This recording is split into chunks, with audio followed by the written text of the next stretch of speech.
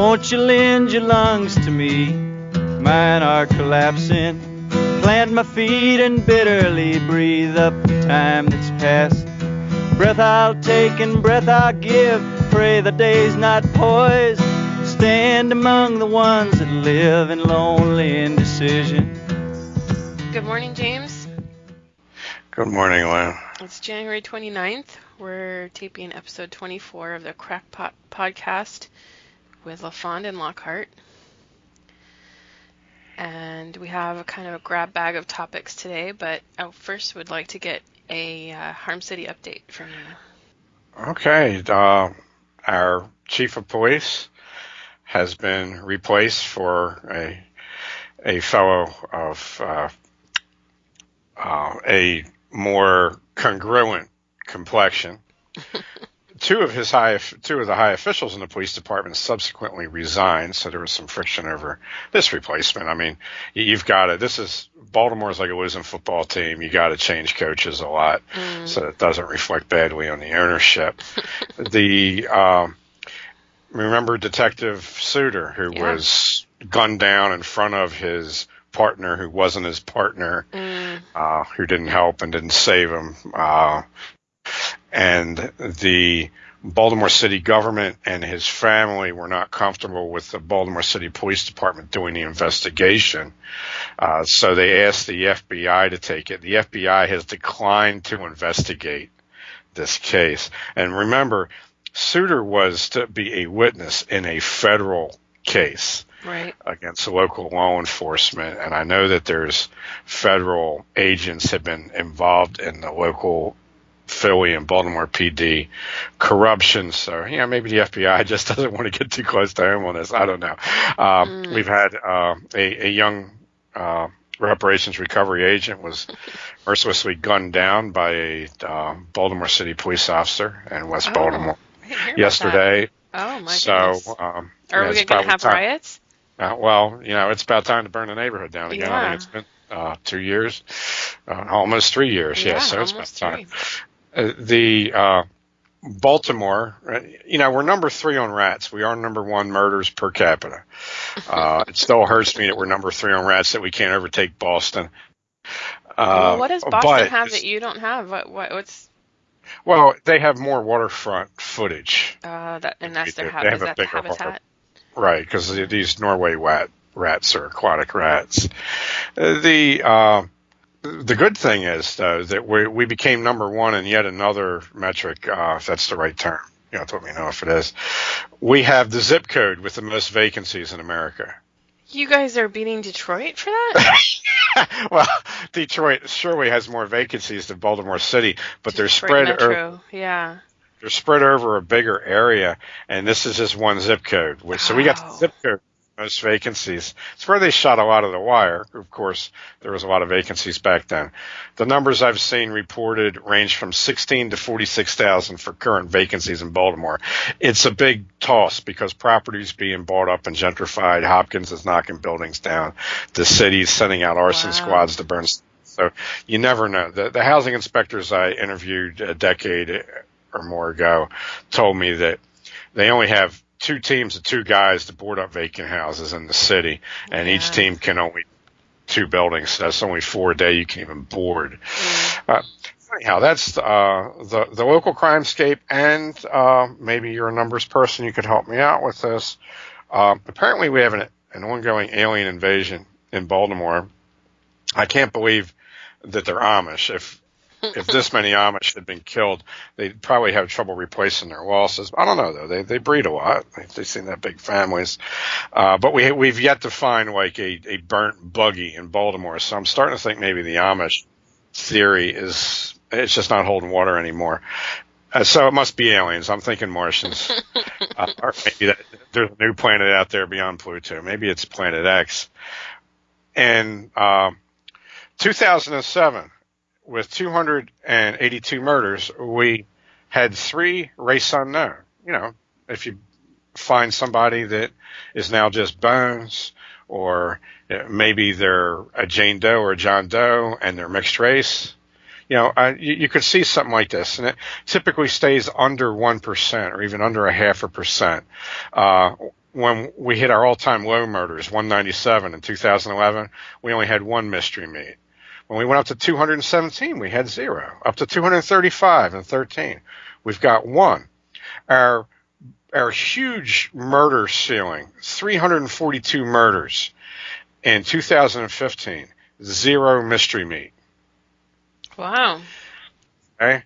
Then it creeps up a little bit, 318, and we've got 6. Well, that's still, it's only 1 outside of the range of 0 to 5.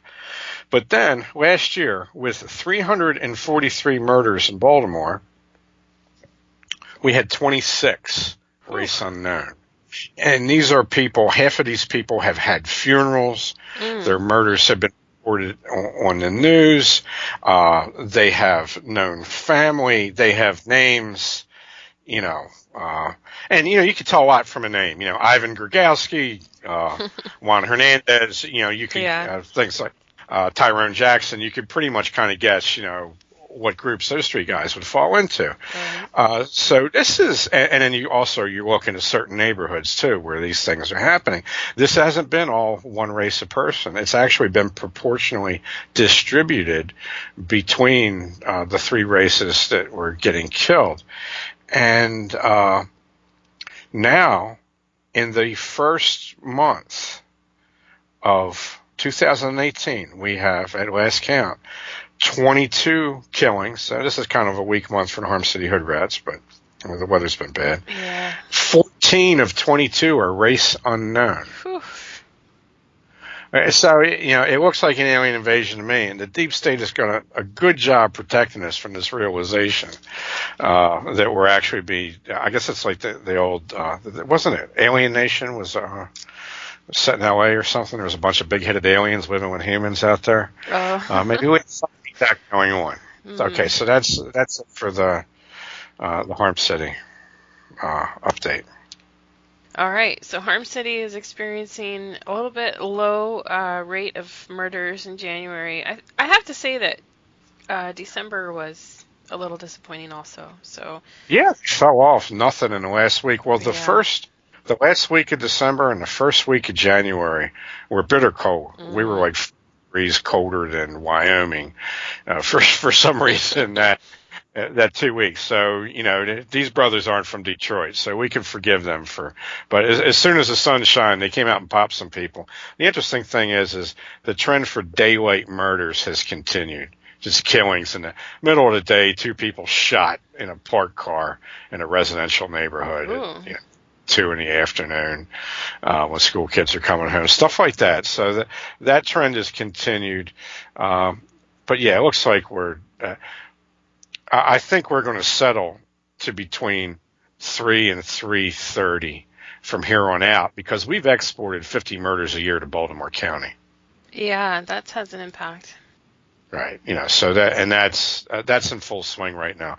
In fact, I'll be moving to Baltimore County because, the rent's cheaper out there. So you can't accuse me of gentrification. You're going to stay ahead of the crime wave is what you're doing. Right. You're ready to document the incoming wave. That's right. I'm getting to the head of the new finish line with my whistle and my clipboard. Right? That's the team spirit. That's a great image.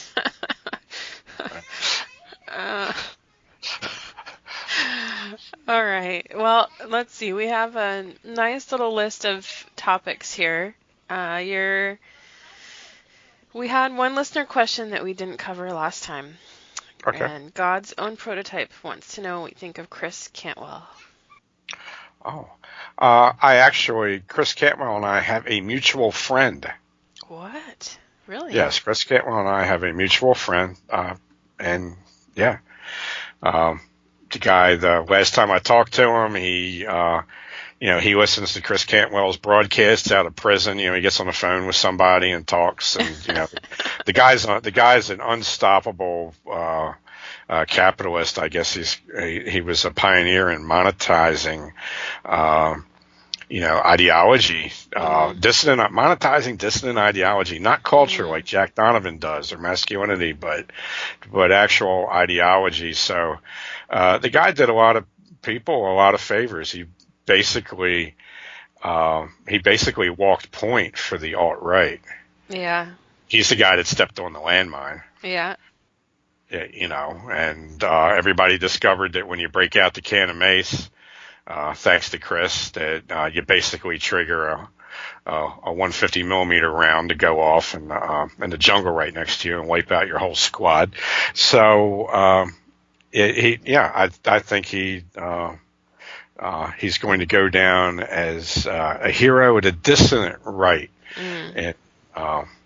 In this. Now, have you been following the legal developments? Because for people who don't know, this guy was at the Charlottesville rally. Is that right? Yes, and he defended himself with a can of mace. It wasn't like grizzly bear mace or anything like that. Yeah.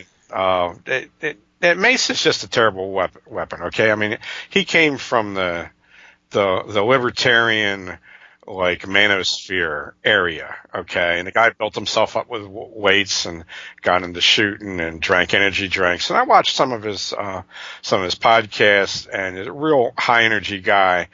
And he was one of the guys that kind of fell for, and he's admitted it himself, he fell for the threat, the big threat that had a lot of alt-right people had been beaten up at Trump rallies and so forth, and he wasn't going to be that guy. He was going to defend himself. And all along, the game was to get these guys to defend themselves in a leftist stronghold so that they could be, persecuted through the legal system. The guy can't even get counsel. The last I heard, he couldn't get a public defender. They had to send out of town for somebody that wasn't prejudiced against him.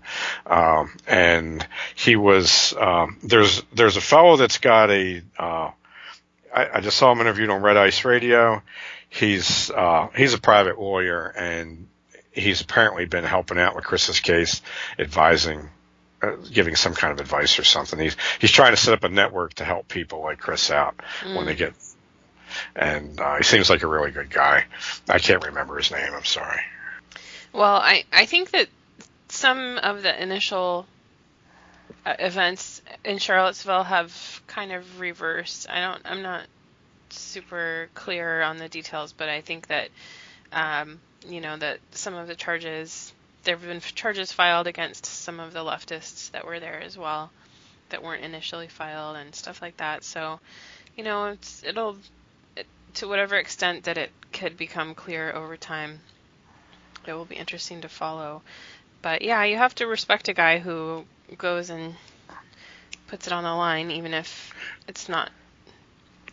maybe it's not the smartest thing to do. Well, it's not tactically sound. I watched some interviews with Vietnam vets, and they were talking about different types of officers they had and which ones they knew were going to get killed because they were gung-ho, and which ones that they felt like they were going to be able to go out and do damage with the enemy without committing suicide. And, so it's when you're going into unknown territory and you're gung-ho, that's your job. You're taking a bullet for somebody else. The charges against the people on the left, though,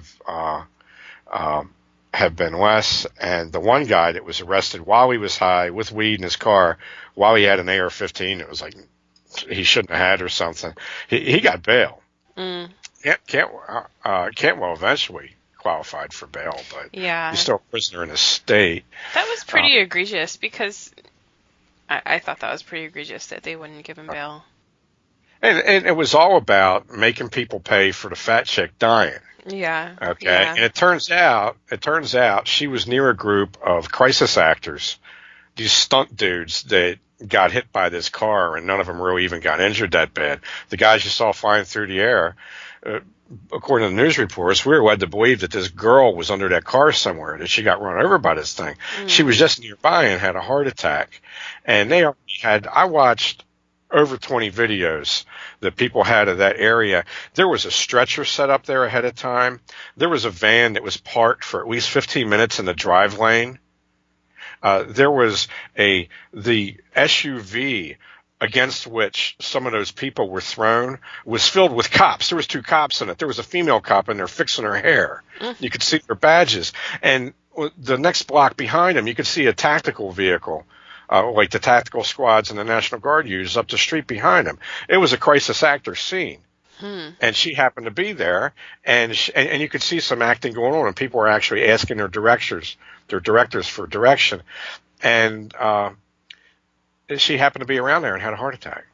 I wouldn't put it past somebody to, have given her a Monster Energy drink or something like that, after taking her blood pressure. So, So there you go. I mean, after what I've seen about, it's named after a type of soil that's found near the sea, and the second part of the name is an implement used for fishing fish out of the water on the end of a line. I'm not going to say the name because people just say the name get painted with a wide brush, but I watched a few documentaries on this, and apparently the killing of those children at that school was total fiction. The school wasn't even an operational elementary school. There was no gas and electric pumped to it for years. There was no oil stains from parking on any of the lots, blah, blah, blah. You can go down the line. It was like a FEMA exercise. You're talking about a school shooting from a few years ago? Yeah. And I'm not going to say the name because then we'll end up getting popped off of YouTube. But after seeing that, the thing with Vegas, I'm thinking that at least half of these mass shootings that we're seeing now they're just deep state exercises, and their press packets are put out, and people aren't even being killed. And if they are being killed, it's maybe somebody that they wanted killed off. The guy that there's a movie called Shoot the Messenger or Kill the Messenger that came out a couple years ago about a reporter who committed suicide by shooting himself in the back of the head twice with a shotgun. I don't know how you do that. He won some kind of prize for exposing the Iran-Contra thing and the Air Force and Army officers being killed on an Air Force base in California because they complained about CIA bringing in cocaine. After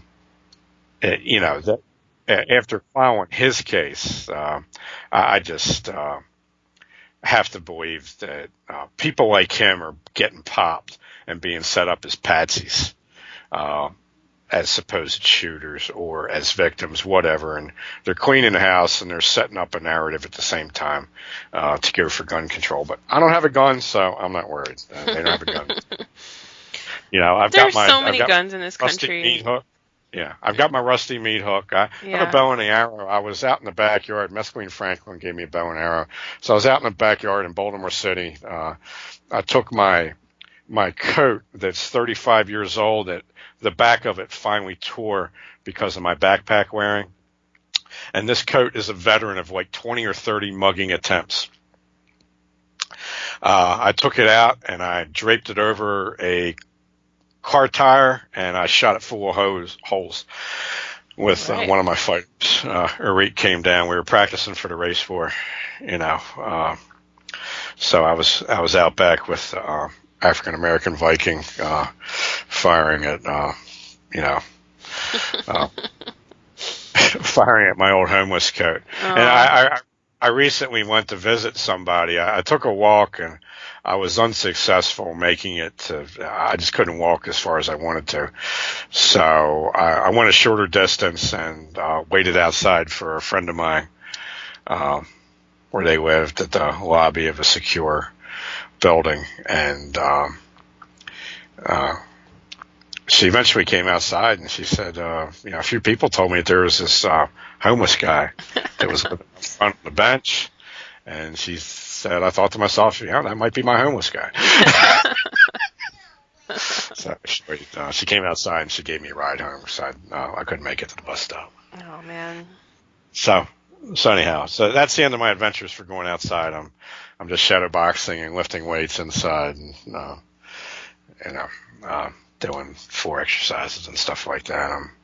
done with motoring around in Hindustan for a while, at least until I can, walk like I'm not a albino chimp. Use your knuckles to help you get around. So seriously, and cane's just an adaptation of that, anyhow. Yeah, that's true. It's to make up for those short arms. Oh, geez. Well, I hope as spring approaches, maybe that will help. That will improve for you. Yeah, it made a big difference last year. Yeah. It was like night and day. Day being bad, of course, and night being good. Okay. Right. And it's relative, right? I don't want to offend anybody. Yeah. Any night owls out there? The world is really set up against nocturnal people. I know you're not as nocturnal anymore now. You've spent most of your life as a nocturnal creature. Yes, and I'm about as successful at being a daylight person as Count Dracula was in Bram Stoker's novel. I can get around, but I don't have any powers. All my superpowers are gone. I'm just this pale, sallow-faced old soul. Yeah, but at night, summertime, the townspeople are wondering. I'm good to go. All right. Well, the next update that I wanted to get from you that you mentioned was the Ghetto Gourmet update and how you're acquiring groceries since you can't move around town. Yeah, my unsuccessful attempt to go get groceries came to the attention of one of my female abusers.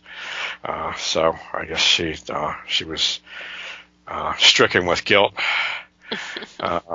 over the fact that she was extracting calories from me and not replacing them. So she drove up as my trading partner got here. And she had one of the things she had for me was a nice hot rotisserie chicken.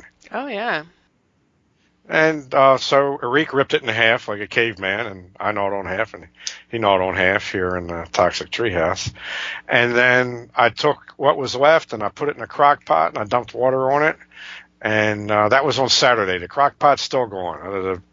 I fished out the bones. That the skin's now part of the liquid. Yeah. Just it didn't hold up for 3 days. The most important is the cartilage. You want to keep that cartilage in there and get the gelatin. Yeah, well I'm sure we got that. And so now I have the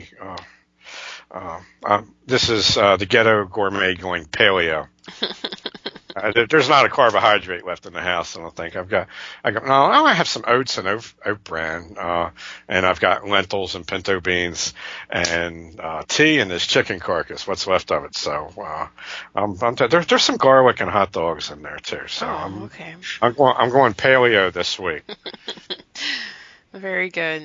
I'm sure you'll get great results from that. Right. Well, I wanted to share a local story related to the grocery and food business, and that is that in my area, and actually in all of California, there's a chain of Asian supermarkets called Ranch 99, and one of our local stores here made the news because a shopper spotted the butchers transporting meat using Costco shopping carts, not even their own shopping carts, transporting unwrapped primal cuts piled up into the shopping carts, rolling them across the parking lot and into the store. What nasty Caucasians did that? Our people were getting out of hand. Were they Amish? Do you think they were Amish or were they Mennonites? Amish, and I haven't seen pictures, but I shop at these supermarkets, and Ranch 99 is typically staffed. It's an Asian supermarket. It's sort of like Pan-Asian. You can find around here. You can find nationality-specific markets like Korean market, Japanese market. But Ranch 99 they've got all kinds of stuff in there. Almost any kind of Asian supplies, food supplies will be in there, and they're staffed by Asians and Mexicans or other Central Americans. but I didn't see. I don't have a positive racial ID on these guys. Okay, well, let's assume they're Asians because they're not protected under the current media statute. Well, that's true. Okay, so let's leave the Latinos alone. Okay. Even though you're one, you speak Spanish. But... Spanish is my first language. I am. Okay. I'm Hispanic. Okay. Now, there was a store that I managed for a while that had a butcher that had been there for 40 years. And he had an unsavory reputation with just about everybody because once long ago in days of yore, this didn't happen on my watch, as far as I know, he would get accused of doing this by the ladies that I worked for because they knew about him doing it once before. If they saw meat at too good a price, they would accuse of buying meat that had fallen off the back of a truck. Yeah. Because he had done that. At some time in the early 70s, some guy calls him up and says, look, this pound of meat fell off the truck. It's all over the parking lot here. The receiver at the Giant's not going to take it. We'll cut the price in half. How about it? Uh-huh. So Uncle Fester was on that like white on rice. Oh, yes. Yeah. I mean, this is a guy that he would keep a pallet of SK hot dogs alive for a year if need be. Oh, jeez. I mean, just that's after they go out of date, he'd use nail polish remover to take the date off, and then he'd ink stamp a new date on there. He would do that a few times. Then once the packages started to blow up and swell, then he would take him and put them in his own packages, and he would put fresh label, and then he would recycle those. And even one time when my boss took them off the shelf and he cut them in half and he threw them in the bone and fat cans in a stock room, in a meat room that wasn't refrigerated. Okay, it was just a room temperature meat room, and they only refrigerated it when they brought their meat order in. So the bone and fat cans are nasty. That goes to like recycling. It goes into this big vat, and they make this goo out of it. And they use it for making gelatin and glue and other stuff. Yeah. It's like Central Valley Protein or something would come pick it up. The next night, I come into work, and he had taken those hot dogs out of the bone and fat can, and he had diced them up, and we had fresh diced Franks for beans out there.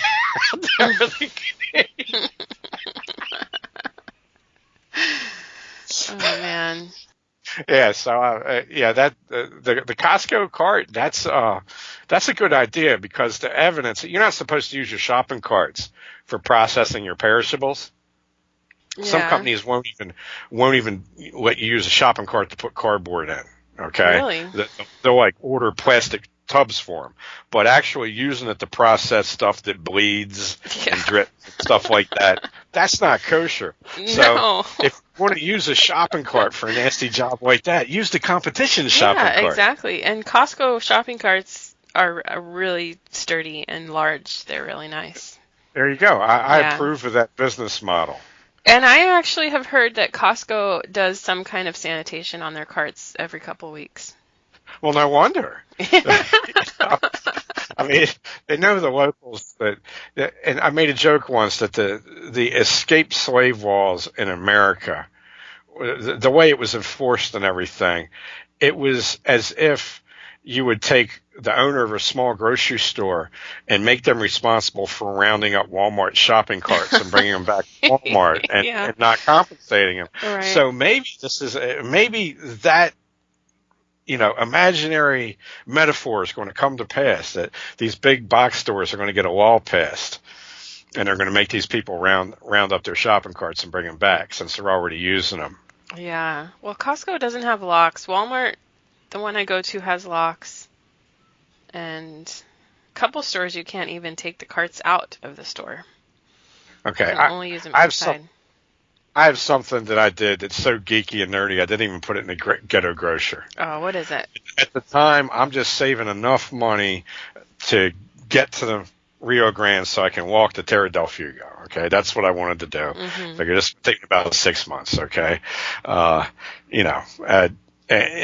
was eventually derailed when I discovered, that women were pretty, much willing to throw their bodies at you to keep you from doing such a thing. So, in the meantime, when I'm just trying to pass the time. This job I've got cleaning up a parking lot. It's the same place where that I told you to farewell to the ghetto, to the grocery thing, what it was like starting to work there. I settled hour a day. I cleaned the parking lot. And I found a lot of interesting things in the parking lot. And one of them I found was a shopping cart from another company. So this was a perfect trash cart for me. So I got baling wire, and I wired these old stainless steel egg crates to the side and the front of it, and they would flip in and then flip out. So when I'm done with this thing at the end of the day, I would flip these crates in. And inside of it to cover my cleaning materials, which were in the body of the cart. And then these would be the things that I would line with trash bags and put my trash in, because I'm sweeping this parking lot by hand, and it's like 5 acres. It was a big parking lot. They owned a lot of property. And now it was actually, the whole property was 5 acres. I was actually cleaning up like 2.5 acres of parking lot. Okay. Because there's an acre of building and there's another acre like this vacant area. That would have to police sometime, that they haven't sunk piles yet. It was built on a quarry, so that they couldn't put anything back there yet, but I still had to clean up the major trash. And the quarry made a 120-foot high cliff, which I actually, on my break time, I would climb it. So the people that I worked with thought I was insane. That I was up there like climbing on vines up this quarry to the top and climbing back down again. But I would collect stuff. I found where the cops parked at night, I would always find panties. I had a whole collection of like hookers' panties. Okay. You would keep them? Well, I kept them for some of the more unsavory guys that I worked with. Okay, that was like, it was like, it would get me points with some of the dirty old men that worked there. They're like, what did you find? They called me Mork. What did you find out there today, Mork? These guys were like World War II guys. So I'd say, I wouldn't handle them, but I would look at the little bucket that I would throw the panties and the bras and stuff in, and, they would fish through it. Sometimes they'd take it, sometimes they wouldn't. So, whatever they were into. I found a dashboard to some kind of, kids game where it was like a thing you sat in, like an arcade game. The broken dashboard to this arcade game that somebody threw out, because people would throw stuff in front of the dumpster and I had to break it up and put it in there. I put that on, so I actually had a dashboard on this thing. So I called it Mobile Trash Assault Unit. It was a mobile trash assault unit. Aww. I found a flagpole. Somebody dropped a flagpole in the parking lot. So I mounted a flagpole on this thing. And it was summertime, and the Coca-Cola vendor, who was a Vietnam vet, he was a long-range recon guy in Vietnam. He had saw combat. He's getting stung by all these bees while he's throwing his, because they weren't bees, they were yellow jackets. They're nasty. You would see these things flying away with lunch meat, and they would attack people that worked there. So I had a job of escorting the guys from the meat room and the different vendors to the dumpster, and like using my broom and shovel to like kill these things. So I actually rescued this. I actually rescued this guy one time. All right. And like I said, he was a special forces guy. And before that, he was involved in the LRPs, the long range recon patrol. Well, one day I was out there. I decided to eradicate him. I took a room fogger and I threw it into the dumpster, and then I took this wasp killing thing that shot a stream like 20 feet, and I was like hosing down the stragglers, trying to kill all these nasty little hornets.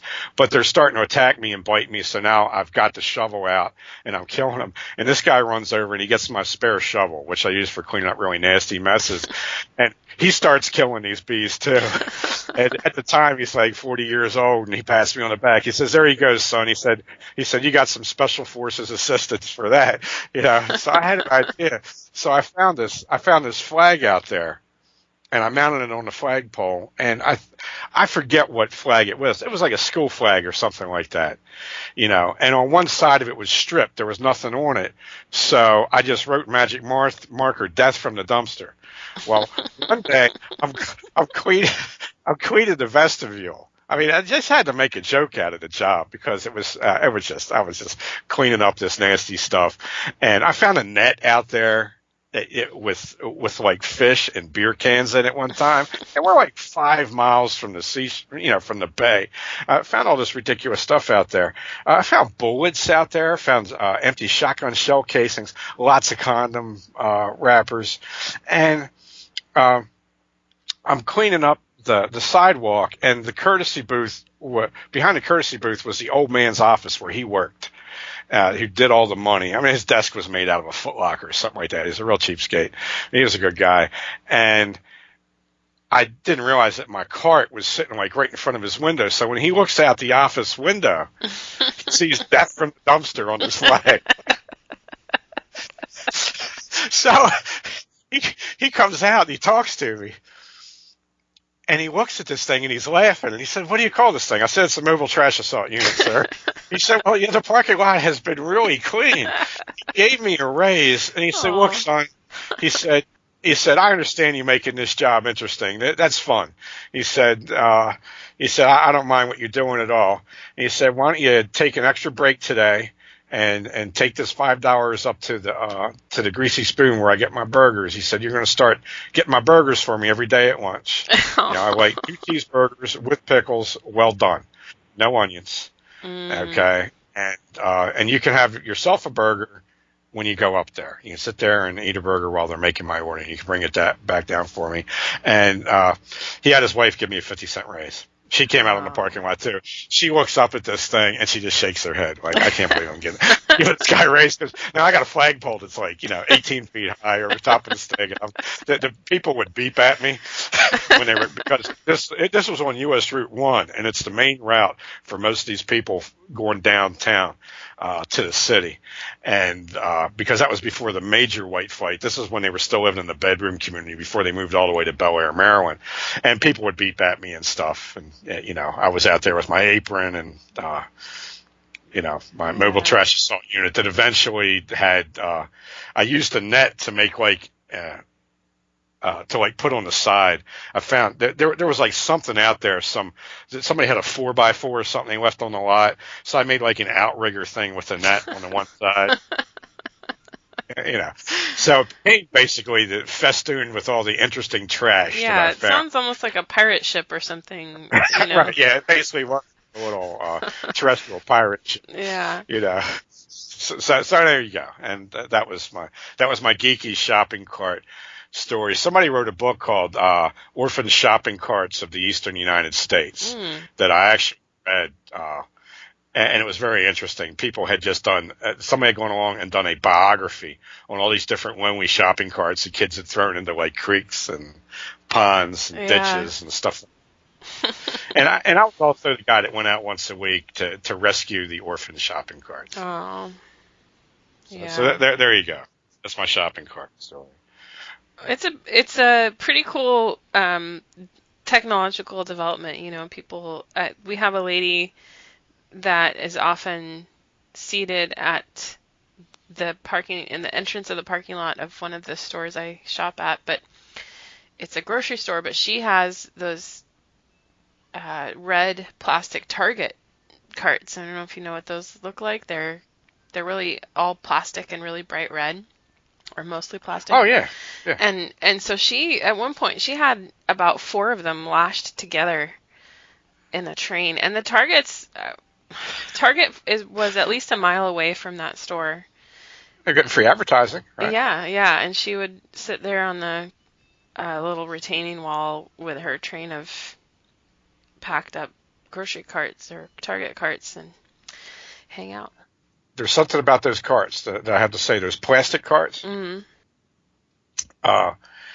they are half the price of the normal stainless steel or plated carts, but your insurance coverage will increase. Your fire insurance increases when you use plastic shopping carts because they've been used to start fires. You can hold a lighter to it and light up the whole batch of shopping carts. Oh my gosh. It'll take the canopy with it.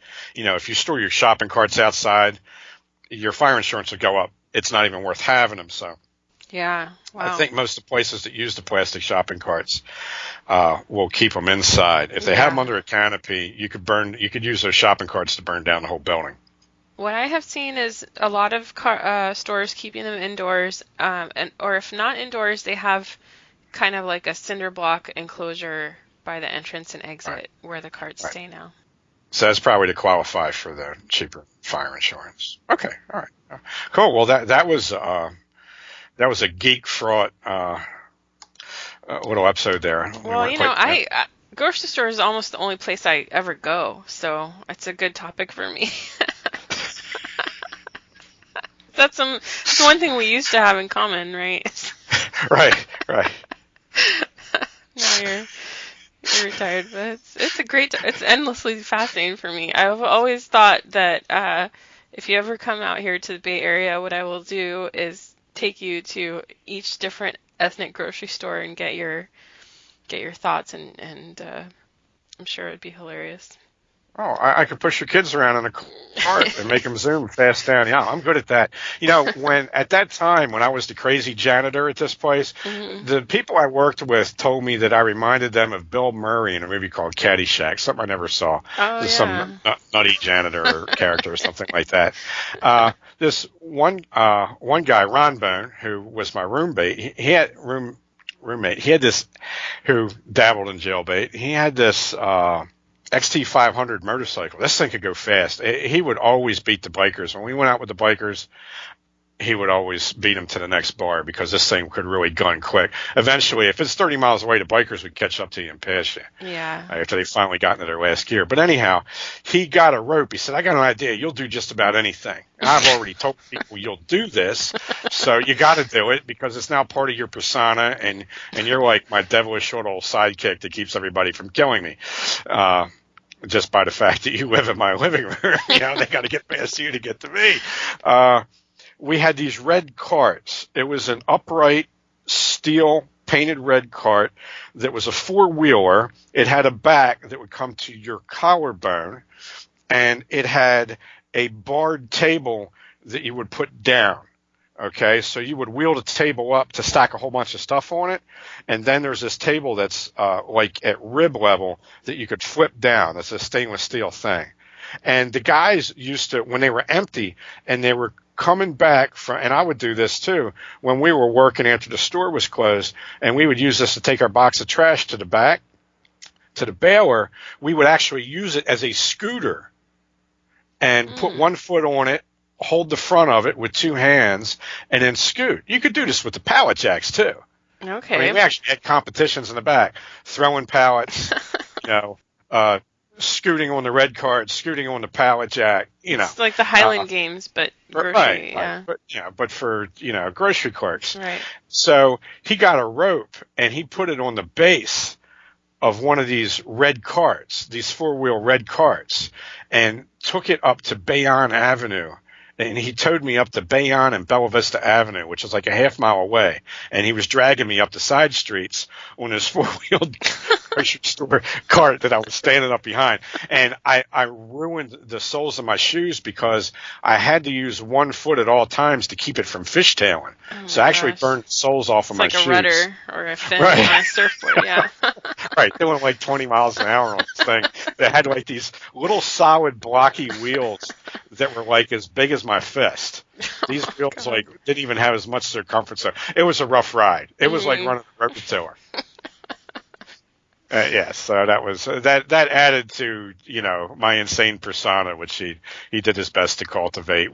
He also got me on the back of his motorcycle a couple of times when we got drunk, and we would take out the case of beer that we drank after we bought it, using the motorcycle to transport it back to our place, and then I would get grocery bags full of empty beer cans, and he would drive me to apartment complexes who were populated by the people who he didn't like, which were people with melanin-rich complexions that were moving into the neighborhood.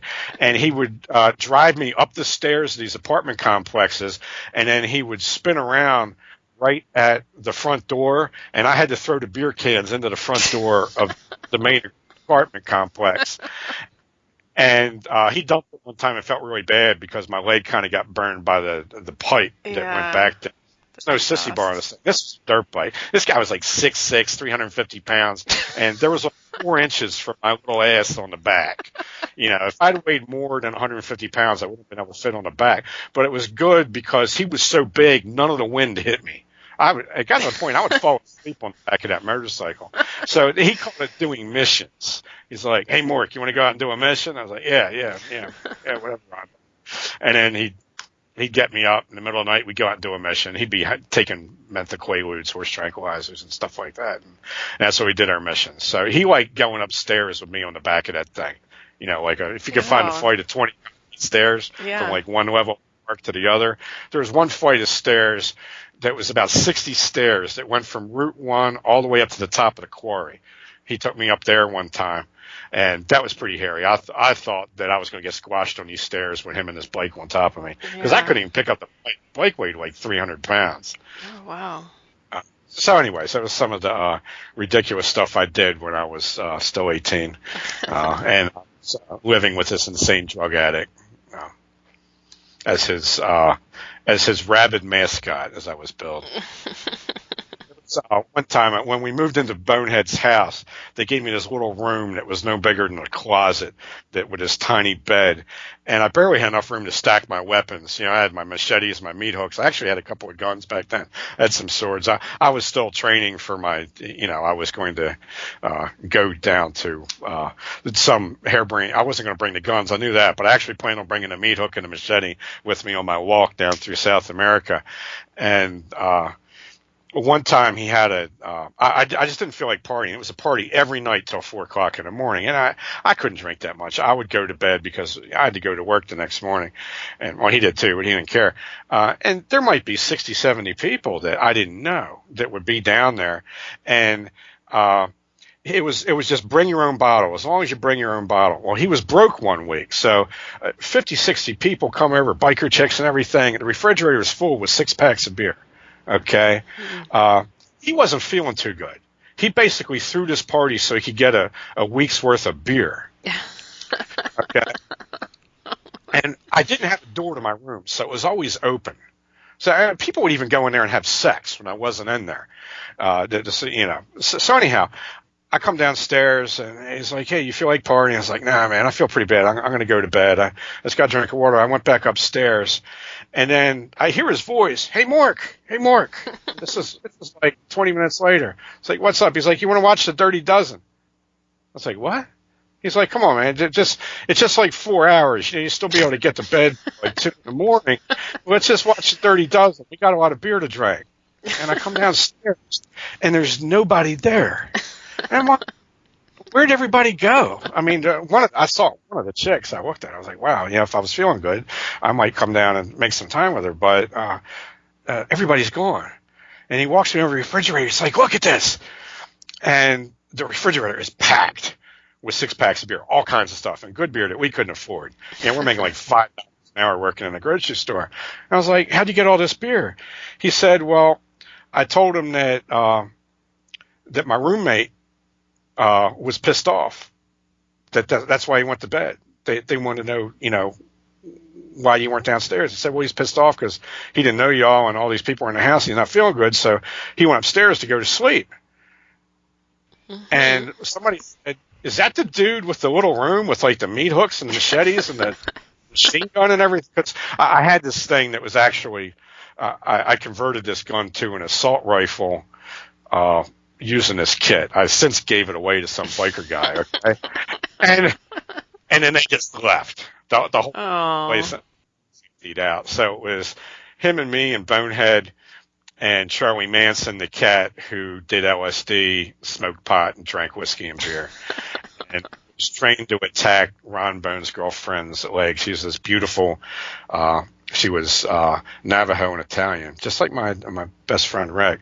And she was a figure skating instructor. She just had these beautiful legs. And he would only let her wear a shirt whenever she was in the house. She couldn't wear anything else.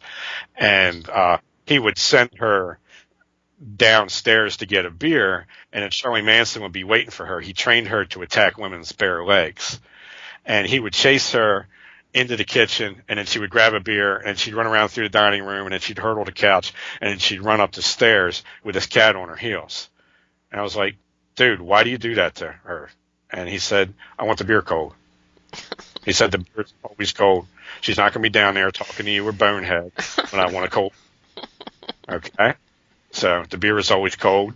Oh, jeez. So, yeah, he had his ways. He was a manipulative individual. Okay. Yeah.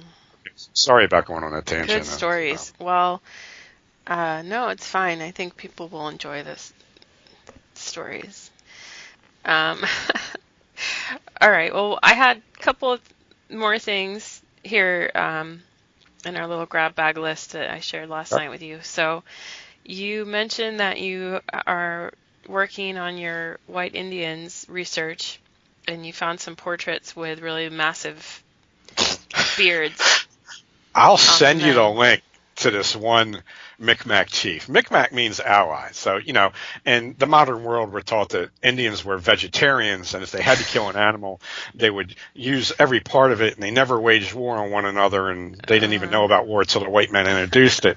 But, half the names for tribes in America, it means enemy. Yeah. And these guys, their name means... Our name is the people. Right. And your name is something not people that we're going to kill as soon as we get the chance. So Apache is Navajo for enemy. Yeah.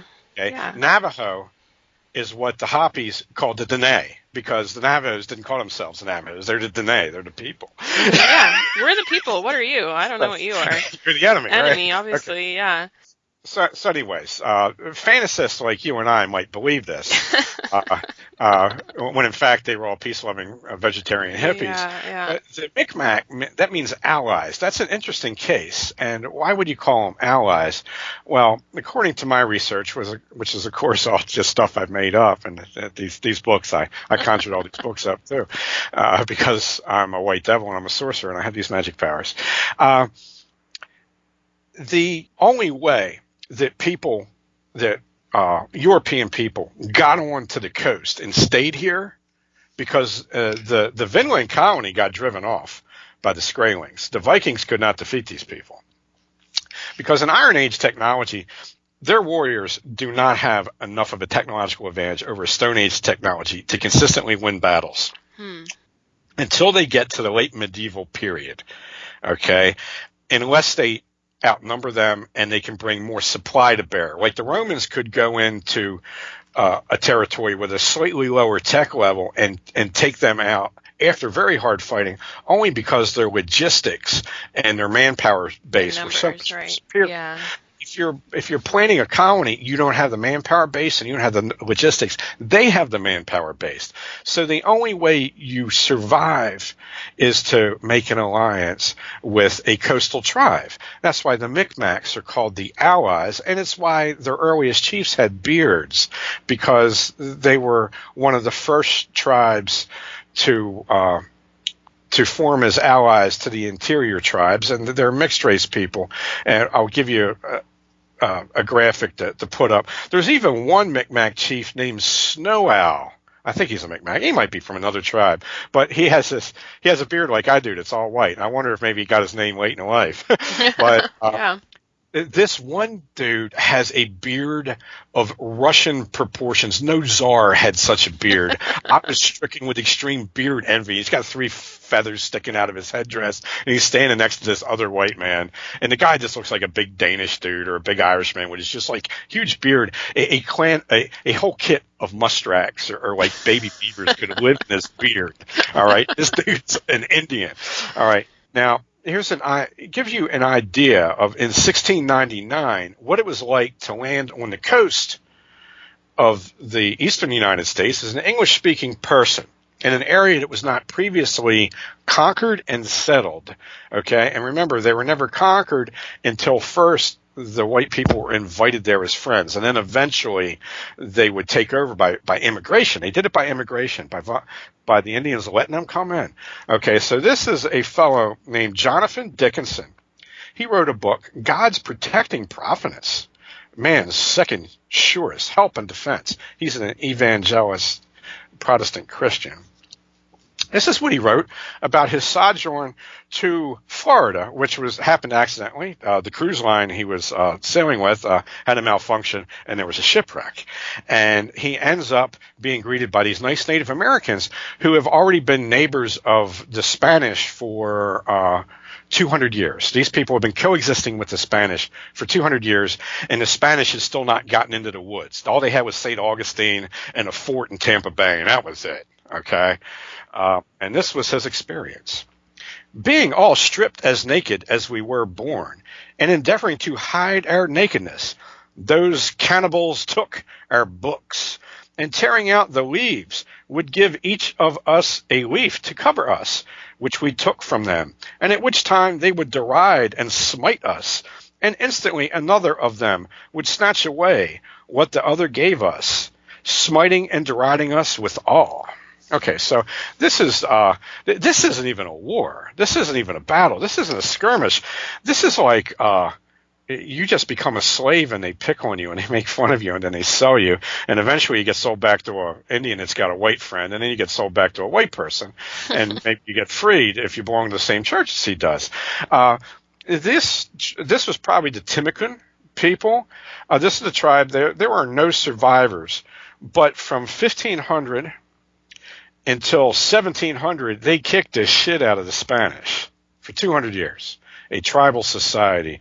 Soto fought his way through them, but he never defeated them. He never conquered them. And this guy had a huge military presence.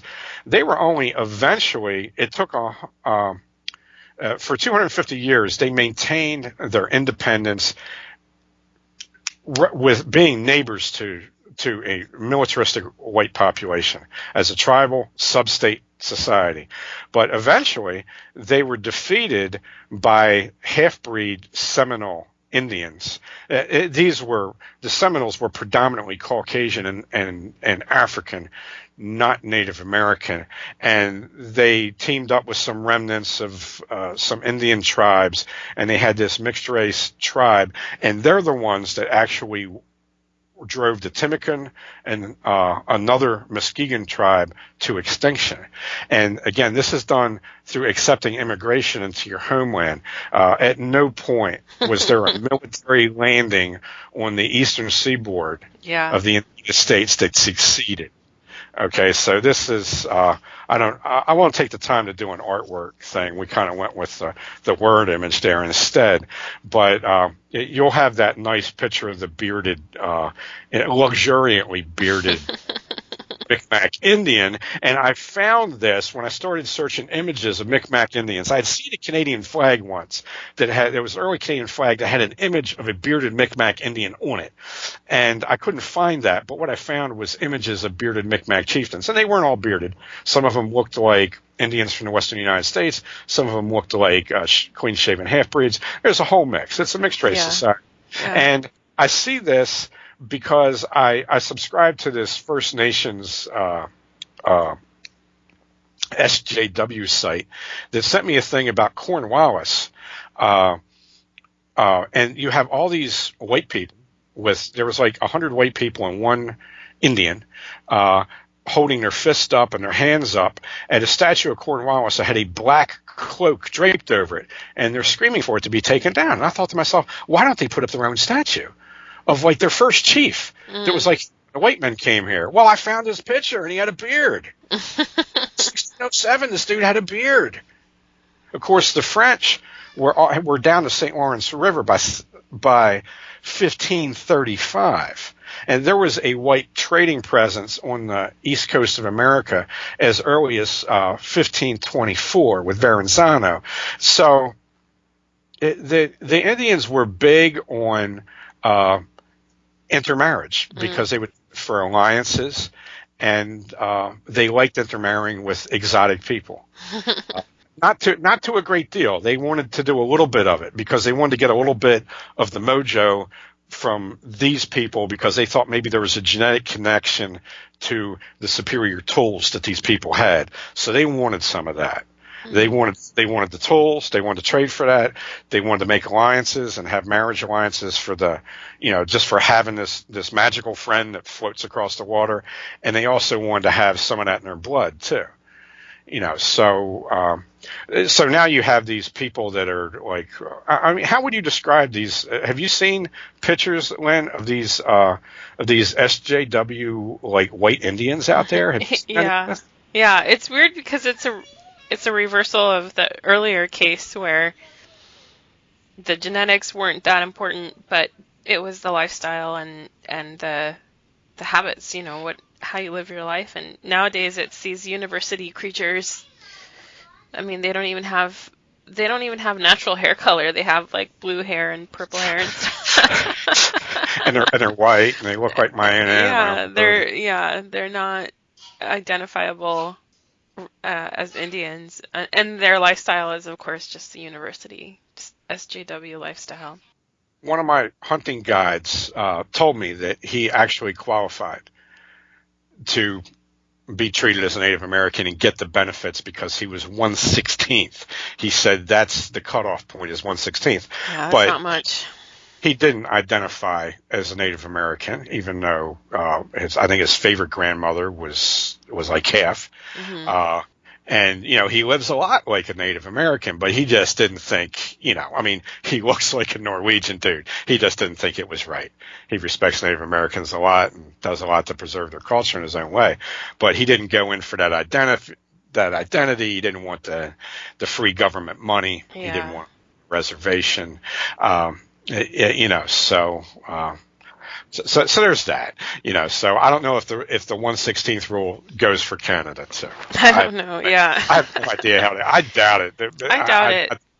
I see this one girl I saw that was this Native American getting inducted into the Air Force. I mean, she looks like Donald Trump would have cherry picked her as a secretary or something. I was like, really? I think in a lot of cases, I think U.S. and Canada, there's a lot of resistance to genetic testing because they don't want to know. I think they don't want to know what the real genetic situation is. Oh, there's a bunch of white dudes in New York running casinos that you could tell they don't have a scrap in them. Actually, Donald Trump commented on that. He said, "They don't look like Indians to me." There was a tribe that was resurrected. They were totally wiped out. It was the Wampanoags, the Eastern people. There was Metacomet's tribe. They got completely wiped out and sold into slavery. That tribe exists now. And I look at these dudes, and it looks like, I have a friend that's like half English and half Portuguese, and he looks like that guy. So they look like high caste Brazilians. All right, and they're supposedly Wampanoags. And it's just like all this like a phony welfare state BS. Yeah. So anyhow, I kind of stopped writing the Sunset Saga. I'll finish. Okay. I cut the Sunset Saga short because it had a lot of highly nuanced material in it about Native Americans that was well researched, and I can't see it selling to anybody. I'm still going to finish. It's going to end up being 12 or 13. I might as well make it the lucky 13. I think it's going to be 12 novels. I'll still finish it just so I can say I finished it, but I cut down the length a lot. I didn't follow a lot of the storylines. I cut out a whole bunch of time travel stuff I was going to do because I could see by the time I took this novel that was conceived of in 2009 and got it to the point where I had 7 novels done in like 2013, there's no way that there's going to be any readership for nuanced Native American fiction, even science fiction. I mean, the premise of this novel is that these people go back in time. They get this time travel device from people further from the future, and they go back in time to try to cause a new time branch, not abiding by the grandfather paradox, but going by another time travel theory that says if you make a significant change, time will branch and you'll create a new branch of time. And their plan was to go back with vaccines and cause a time branch where Native Americans would be able to survive long enough to be able to deal with the European encroachment and preserve more of this genetic diversity and everything. Now, but It's not that simple. That's the intention, but the reality becomes much different. There ends up becoming a schism in the time travel people. You've got people trying to use it for different things. You got people trying to kidnap prehistoric Indian kids and use them in genetic theme parks in the future after humanity's been monocropped and genetic diversity's been lost, and they're now oddities that people come to see. And I did a lot of research into Iroquois and Algonquin mythology. I found some parallels with earlier European mythologies, which supports a lot of the archaeological evidence that there was some early mixture of Celtic and Norse people and East Coast Native Americans.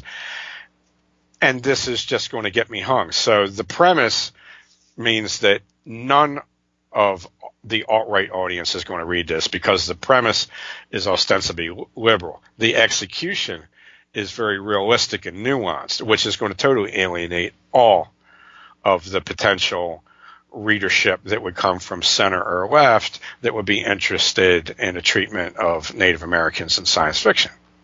So that's going to be, that's 1 million words. I've already written over 1 million words in the Sunset Saga, and it's never going to sell. I'm not going to sell a copy of any of it, but I'm still going to put it out there. I'll eventually get it edited. I feel bad wasting an editor's time. My editors work for me for free. I feel bad wasting their time because even once we produce this thing and there's not a single typo in it, it's not going to sell a copy. So there's no revenue for me to give them. So there you go. That's the this and I wanted to go there because I got into the white slavery and the white Indian thing because of the research I did. So my history. These history books, it's been 7 now and I'm working on 4, the history books I'm doing on the eastern United States at the point of contact in the early coexistence era, that's all based on research I was doing for these far-flung sci-fi time travel genetic reclamation novels. So there you go. Are you there, Lynn?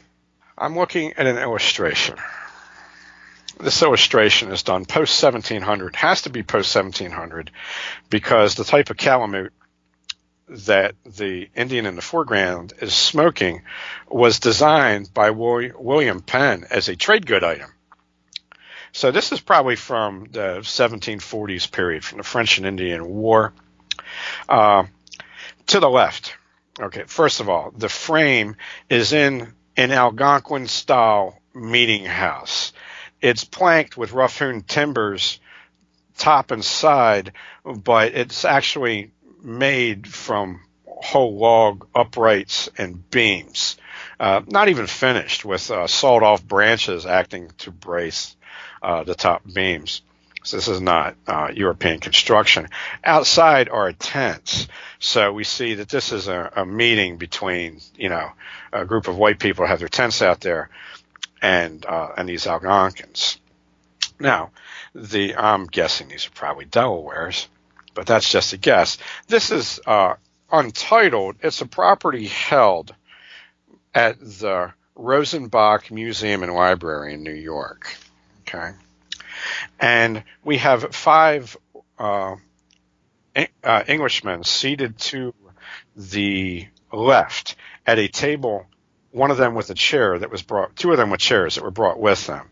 These men are all made to look soft, round-cheeked, and effeminate. They're all youngish. They all have their own hair. This is when wigs were in style. Their hair is done in a wig style, but it's their own hair. They are very English-looking, small hands, pot bellies, narrow shoulders, very bookish-looking, effeminate characters, well-dressed and respectful. To the right, I count distinctly illustrated 1, 2, 3, 4, 5, 6, 7, 8, 9, 10, 11 Indians, with 4 more indistinct crowded behind them.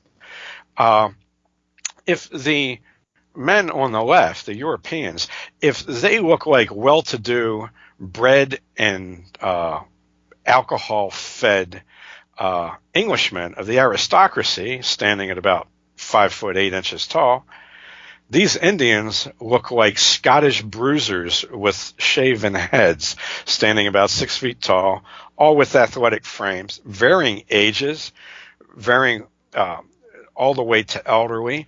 Some of them have craggy, destitute faces. They look like people that would be illustrated as street thugs in a illustrated Dickens novel from the 1840s, but this illustration was done in the 1740s. The chief has wampum, which was money, and a communication device, which a sacred symbol, which could be read to determine. Kind of like the Incas had this system of reading rope knots. These guys could read this seashell wampum belts. They could read the meaning into this later on. And they're obviously having some kind of treaty negotiation. There are no weapons in evidence except for the ceremonial calumet. Okay, and these so-called Indians here are pictured with very robust European features. They're pictured as more masculine Europeans than their English counterparts are pictured. Okay. Thank you. I had to do a potty break here. That's all right. That's all right. You could cut it back in right before you say that. Yeah. Yeah, that's. I think our readers like that. Okay. Yeah, this is a family-friendly podcast. Yeah. Right. It's a lot of childcare involved, at least on my end. Well, James, I think that's probably enough for today. Okay. I'm glad we could do this. You sound pretty good. Well, thank you. You caught me right after I got done doing my dumbbell routine. I thought it was about time I did better than just crawl out of bed and creep over to the headphones and say good morning. So oh, well, that's good. I tried to get pumped up for this. Very good. Well, that was episode 24. LaFond and Lockhart, Crackpot Podcast. Thank you for joining us. We'll see you next time. We'll meet again under the sun every 12 minutes.